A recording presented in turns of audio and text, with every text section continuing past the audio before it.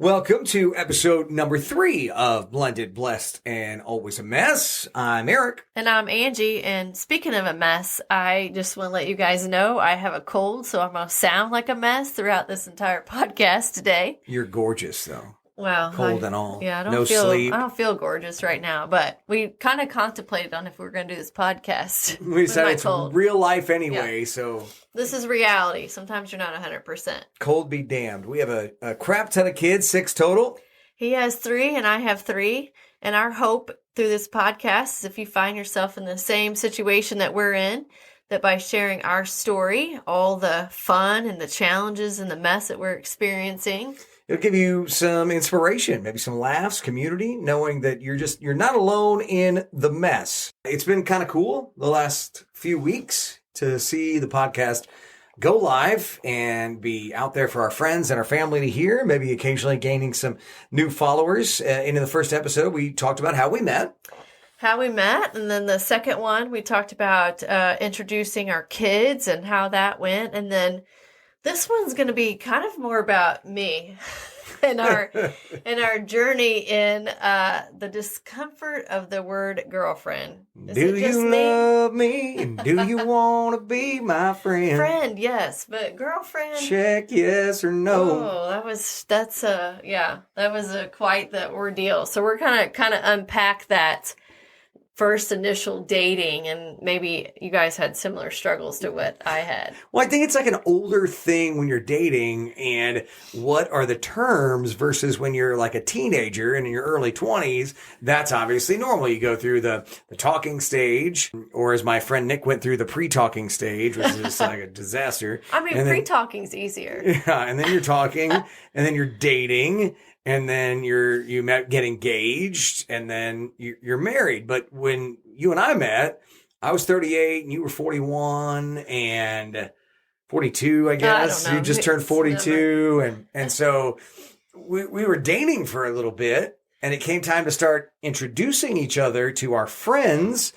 And that became a bit of a challenge because you were uncomfortable. It was awkward AF for me. But here's the deal. So I think it's hard when you're dating when you're older because you kind of bring your own baggage and your own experiences with you that kind of shape the way that you think. And so it can be awkward and uncomfortable in some aspects when you're dating later in life, but also super exciting. Like, it's fun to date. It's fun to be pursued, and the energy around discovering someone new and getting to know them and sharing your stories and texting and snaps, all that stuff, right? I was pursuing. Yeah, hot pursuit, as we kind of alluded to in the previous podcast. So, Aric likes fast track. Honey, I wasn't trying to fast track. Yes, you were. It's just that it was going so well, we together fast track. You still, here we are married, and you want to put it back on me, but you were just as reciprocal. Okay, all right. So, while you were uncomfortable and I am always comfortable, that's where the difference came. Okay, I would say Eric's one of those unique people. He thinks he's normal. I think he's abnormal, that he never is uncomfortable. So the biggest fear for people is public speaking. He freaking loves it. Give him a microphone. He'll just make stuff up. For the podcast, I want to have it all written out. Okay, here's going to be our main point, our topic. That's annoying to me. I want to talk off the hip. Let's have a real discussion. I skimmed through it. Let's go. I'm like, what? Okay, so he's never uncomfortable. I'm the opposite. My comfort is in my home, not necessarily. Your comfort is knowing everything that's going to happen from point A to point Z. And you make fun of your dad because he likes that kind of comfort. And really, you're the same way in that regard. Okay, fine, I am. I agree. So you want to know. So we had this whole scenario where I wish I could say that it was 4 months into the relationship, but we were just talking about this earlier tonight. I'm like, no, it was probably 2 months into the relationship. Eric's like, BS. We were 3 or 4 weeks in. Yeah. Okay, so we both figured out that we were going to be both working a tailgating event with our companies in separate tents. We're in Columbia, Missouri. Mizzou Yeah. football's a thing. So it was a Saturday afternoon in Columbia, nice day. And we were both working a tailgate that was very close to each other. I mean, here we are on a campus that's very large, and our tailgates were within like a block of each other. So we were going to come in contact. Okay, but let's just back up for a second. Okay. Let's do it your way. So my daughter has a soccer. Thank you. I do get my way.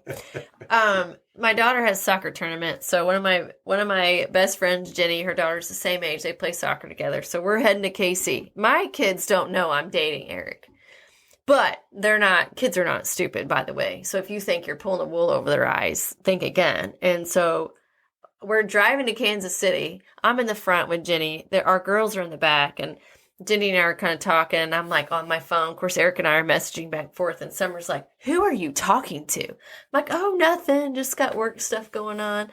Well, she knew. I mean, they were all up on they knew what was going on. She was like 11 years old at the time. Yeah. So anyway, throughout the time we're at soccer, but Aric and I are also talking about this upcoming following tailgate weekend, a week later. And he's wanting to introduce me. And I'm like, well, I mean, how are you going to introduce me? And in my mind, I'm thinking he's going to introduce me as his friend. And he's like, no, I'm going to introduce you as my girlfriend. Oh my God, freaked me out. Completely freaked you out. And to me, that was the respectful way to introduce you. No. If I introduce you to my coworkers and all my closest friends are my coworkers, they know we've been dating for 3 weeks. They know how much I'm already into you. It makes you look cheap if I'm like, no, this is my friend, Angie. Okay, this is actually getting into another topic. Like outside what we plan to talk about, but I'm going to go with it. Eric's mind, and maybe you guys can relate to this, I don't know, but he feels like you have to like completely share everything.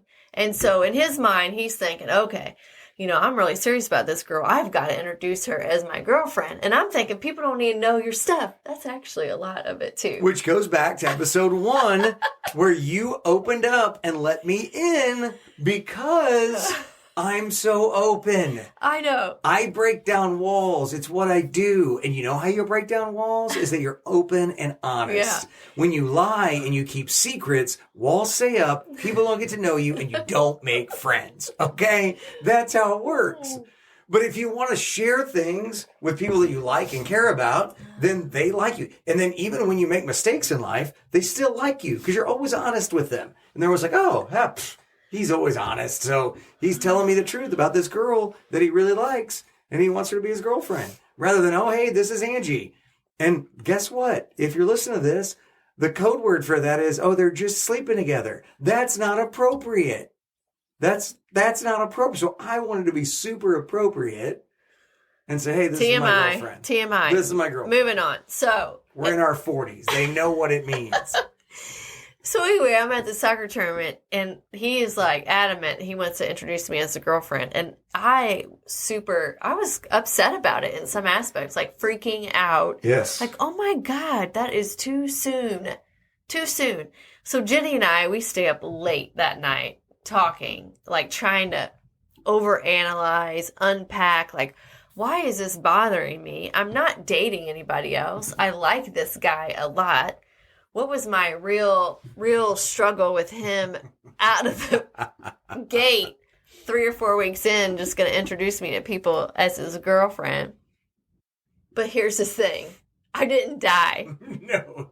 I didn't die. And I didn't win either because he would not let up on this thing. Which is odd. Now that we're married, I feel like I don't win much. That was a big win for you. It was a big win. Because, you don't win too much. I don't win much now. I'm a little bit hard-headed. But I think, like, if I look back as we, kind of plan out these podcasts and think about our topics, that was probably a pivot point. But I did spend a lot of time thinking about it. And I think the thing that ultimately was the scariest part is everything was happening so fast. It was developing so many feelings. And that part, I would say, to this day, though, to this day, I still don't like the word girlfriend. Good thing you're my wife. I know. I'm more comfortable with wife. And I think part of it, like, my daughter at the time, my oldest daughter, she had the title of girlfriend too, because she has a boyfriend. And it just made me feel like I was a little kid in some aspects. So that part made me uncomfortable. But I do think the real angst of it all was like, holy shit, what is happening here? Pardon my language. And, I think if we probably unpack it all, our lesson learned for me, because this really is about me, because you didn't care. A couple of things real quick. Okay, go. I've noticed from the first 2 podcasts, you, like, in real life, I cuss a lot more than you do. In the podcast, you cuss more than I do. And Why is that? Because in 25 years, I've learned you don't cuss around a microphone. Oh, sorry. So I'm just trained not to cuss when there's a microphone. You're not. This is a real life You get podcast. a little loose on the podcast. You start running your mouth. Here comes cuss word here. Comes one there. And it's like, oh, all right.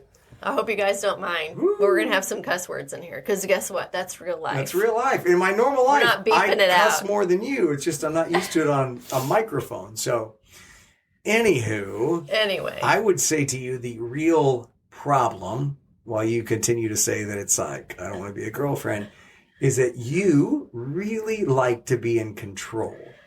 Yeah, that's a common theme that's going to be on this podcast. I mean, even now, here we've been together now 2.5 years, and we've been married right at a year pretty much, and I have learned that control is your comfort zone. Like when you feel in control, you feel comfortable. Anytime you feel like things are a little bit out of your control, you get a little off kilter. And that's the difference in when you say, like, I don't embarrass easily.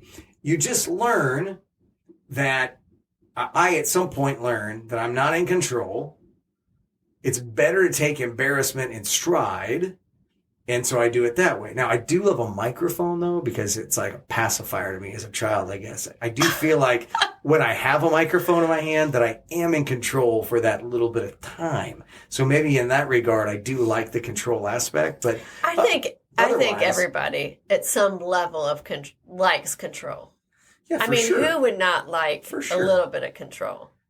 I just didn't know you Some were. more than others. I didn't know you were a dom. Well, yeah. She's that's not. That's how I make it happen. Joke. I was That's about a ready to joke. say the S word, so I controlled myself there. Good See? job. But that's how I feel like I make stuff happen. Is if I'm in control, I can have more guarantee of the outcome that I want. Yeah. So there you have it. But I mean, what do you think the whole point of the story is? Well, I think that you have to go with the flow and let things take you where it's supposed to go, is what I think, because you had everything lined out, which we've covered the last couple of podcasts of, first, I'm not going to see you more than once or twice a month. I'm not coming to your house. I'm not meeting your kids. I mean, we've done all those things. And this is another piece of control that you're losing if I start to call you my girlfriend. Eek!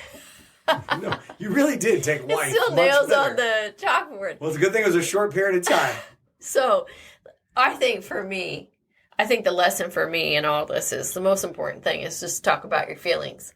Like, it doesn't matter if it's the girlfriend thing you're uncomfortable with, or it could be anything. But if something makes you feel uncomfortable and you don't feel right about it, it's so important to talk about it. Talk through it. We spent a lot of time talking about it. Ultimately, you won, and you called me your girlfriend, and I didn't die. But there are always underlying reasons for your emotions, okay. Right? Yes. And so, like, it's important, I feel like, for you to be in a relationship that you feel like you can talk about, even though it might sound completely insane. And you might be listening to this podcast going, what is wrong with her? But I think no matter what, it's important that you're in a relationship that you can just openly say, dude, that makes me feel uncomfortable. And we've had that, which I love, that we can each have that conversation of openness and honesty. But I would say this, it was only like a half C, if we're being honest. What's a half C? Of you being my girlfriend. What does that mean? Let's think this through. Okay, I'm intrigued now. Watch out. This is why I never know what he's going to say. This is why I don't go over every aspect of the damn podcast with you, because then you'd be prepared. You just said a bad word. That's damn's okay on the radio. Oh, so over every aspect, because then here's the thing, you wouldn't be surprised. And sometimes I like to get your actual reaction. But we did that, called you my girlfriend, nails on the chalkboard. Screech. To my friends, coworkers, and family. But we didn't do that to the people that you're close to. Well, God, no. For about another 6 weeks. We waited. So that would have been about the middle of October. it wasn't until Thanksgiving, the end of November, that all of a sudden, one day you took some pictures with me on Thanksgiving, and all of a sudden you made this big Facebook, Instagram post about our relationship and how you I had. forgot about that. That was a big deal for you. Like, oh my God, she acknowledged me. See what I'm saying? Because you didn't acknowledge. Like the girlfriend thing that you made a big deal was only for my friend's family. Yeah. You didn't share that with anybody else. Here's so the then deal. when we did the Thanksgiving and you did that, surprised me. I was like, oh, now we're making progress. But you know because why? Angie has now acknowledged to her inner circle that I exist, and here we are. Yeah, but I will tell you very openly why that happens is because at any time, you guys I'm sure can relate to this, anytime you're hurt by people with their judgments, you naturally close off. I do anyway. I'm sure a lot of other people are out there too. And you don't want people to know your business. And so for me, acknowledging that or recognizing you on social media out of the gate opens it up to judgment, right? And so I always want to, in that scenario, wanted to make sure that this was a real deal for me before I recognized it openly. That's also something I think is probably common with people, that you don't want the judgments from other people. So you tend to keep things close and not openly share everything with everybody. And we do differ in that regard. We do differ. Yeah. And yes, that's why he still makes me uncomfortable sometimes, because he's super open and I'm just like, oh my God, why would you tell someone that? Well, I mean, that's weekly habit in our home. She's like, why would you say that? Because I feel like that's how people get to know and love you. And I really So yes, believe it was a big deal. It was a big deal for you. And it was a big deal for me, for you knowing me, right? You're hard. And I was breaking walls down. And so, it was a big deal for me to get through to share with my friends. But I did it. I want to go back and really say I did it because I didn't say that every girl I brought around my friends was my girlfriend. Okay, so if we're going a little deeper, I didn't say every girl that came around, I was like, hey, this is my girlfriend. There was just like this girl hanging around, right? Well, was the question more of like, does she have crazy eyes or not? Or is that not appropriate? Is that not appropriate on the podcast? No. It's weird when people look at you and go, oh, she's good. Yeah, okay. And they're like, oh, she's good. So I wanted to make sure that this is my girlfriend. But then on the other hand, then for you, I also knew when you were super invested. I felt like you were getting very invested, but I felt like walls were super coming down when you started to share with family that I was in your life. And while you didn't say this is my boyfriend, it was very obvious by the things that you said on social media what I was to you. And that was about a week after I met your family for the first time as well, which you had also said, you'll never meet my family. You'll never meet my mom and dad, my brothers and sisters. And I did that about a week before that Thanksgiving when you shared all that on social media. So, but see, actions sometimes are better than words. Hey, I don't disagree with you. We are a beautiful compliment in that you are private. I am not. You are about actions. I'm about words. We go back and forth. It's a wonderful, blended, blessed, always a mess. Clearly. Yeah. Cold. We're making stuff up on the fly. This isn't making anything up. No, we're not making it up. I'm just saying we're winging it. We're winging it on the fly. No. Let me clarify. As someone that's done radio for 25 years, there's an outline to this podcast. I follow the outline. But to Ange, because we don't have it all written out, we're on the fly. This is not on the fly. None of this, to me, this is how radio/podcasting works. You have an outline and you go so it sounds natural and you're enjoying it. And this truly is Angie. Like she needs it to be written down. So to her right now, we're on the fly. Structure. Yeah. Nobody's listening to a structured radio show, honey, just so you know. And I know podcasting is new to me, but I also know nobody's listening to structured. The compromise we made on the podcast was she will type out the outline, which she's done for this episode. I will read it. Let's go. Here we go. All right. I've read the outline. I know how to get us from point A to point B at that point. So here we go. So now you're my girlfriend. Yeah, girlfriend. Yeah. And I think this is also the time I apologize for Jenny keeping her up all night that night analyzing that situation. We still laugh about it today, honestly. Yeah. She remembers it too. Like, oh my gosh. And then Summer always remembers it because she's like, I knew you were talking to somebody because you were like, I'm going to the bathroom. And you were in there for like 20 minutes, but you were on the phone. I could hear you talking. Oh my gosh. That's what happens when you're dating, Summer. See? All right. It's okay to be awkward when you're dating. I think and you're not going to die. That's the theme. You're not going to die may be the theme of this episode. But did you die? No, but there was another moment. I thought I was going to die shortly after that. Very dramatic today. I know. I am. I think it's the cold. I think it's really making me drama llama. So enjoy it for right now because I'm normally not You're dramatic. not a drama, no. No, so the next thing was... A couple weeks later, really, but it was between that mid-October and Thanksgiving that then you surprised me again with another thing you were never going to do. Never, ever. But I thought, you know what? I really like this guy, and I really think my parents are going to like him. And so I wanted to introduce Aric to my parents. And keep in mind, I was never going to meet her parents. The very first time, you're never meeting my parents, you're never meeting my family. It's never going to happen. Now, here we are about a little less than 2 months later. Do you want to meet my parents? Yeah, so I told my mom, like, hey, I'm dating this guy.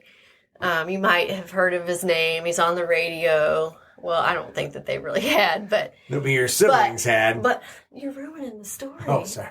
Sorry. So anyway, so mom's like, yeah, come out. I'll make dinner, and we'll meet him.